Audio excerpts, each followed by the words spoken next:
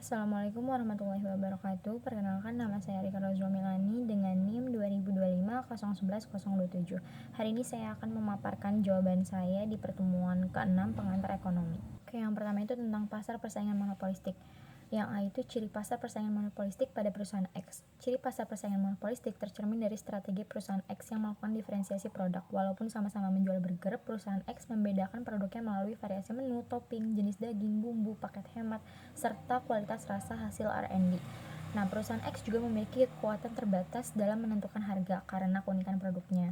Selain itu, promosi dan iklan menjadi strategi penting untuk menarik konsumen di tengah banyaknya pesaing.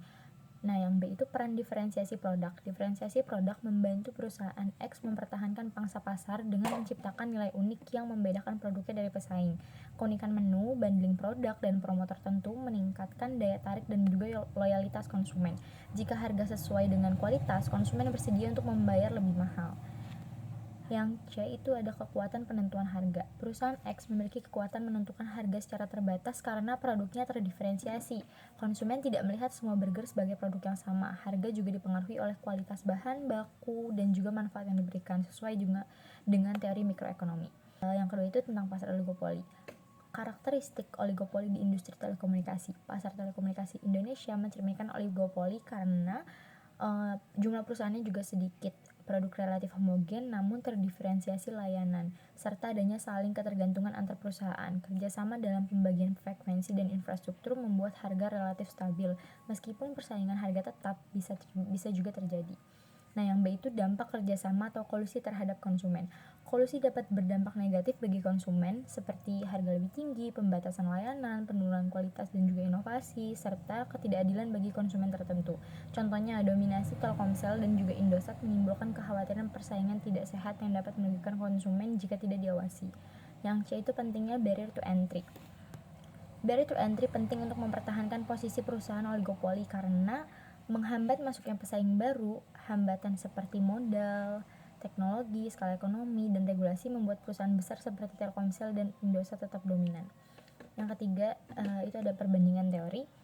Differentiated competition versus price rigidity.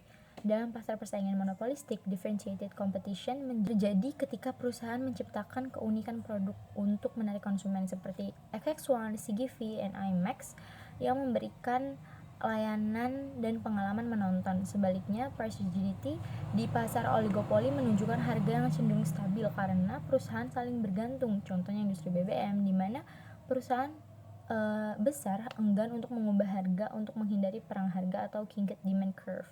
Apakah oligopoli selalu buruk? Jawabannya, oligopoli tidak selalu buruk bagi konsumen. Jika terjadi kolusi, konsumen dirugikan melalui harga tinggi dan juga inovasi rendah. Namun, oligopoli juga dapat menguntungkan karena perusahaan besar memiliki sumber daya dan inovasi dan peningkatan kualitas. Pasar persaingan monopolistik memberi lebih banyak pilihan, tetapi tetap tidak efisien sempurna karena harga di atas biaya produksi. Pasar dominan di Indonesia. Pasar persaingan tidak sempurna atau monopoli dan oligopoli lebih dominan di Indonesia. Pemerintah mengatur ini melalui UU Nomor 5 Tahun 1999, pengawasan KPPU, perlindungan konsumen, serta kebijakan fiskal dan moneter untuk menjaga keseimbangan pasar. Yang keempat itu dampak teknologi. Teknologi dan pasar monopolistik. Digitalisasi membuat pasar persaingan monopolistik lebih dinamis melalui efisiensi, perluasan pasar, penguatan diferensiasi. Namun, perusahaan besar lebih diuntungkan karena memiliki sumber daya yang lebih besar. Yang B itu teknologi dan oligopoli transportasi daring. Inovasi teknologi menciptakan struktur oligopoli atau duopoli di industri ride-hailing Indonesia yang didominasi oleh Gojek dan juga Grab. Efek jaringan, investasi teknologi tinggi, dan layanan terintegrasi memperkuat dominasi mereka. Prediksi AI dan juga blockchain.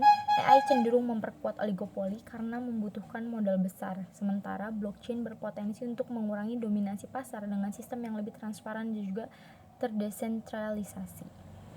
Sekian dari saya, terima kasih.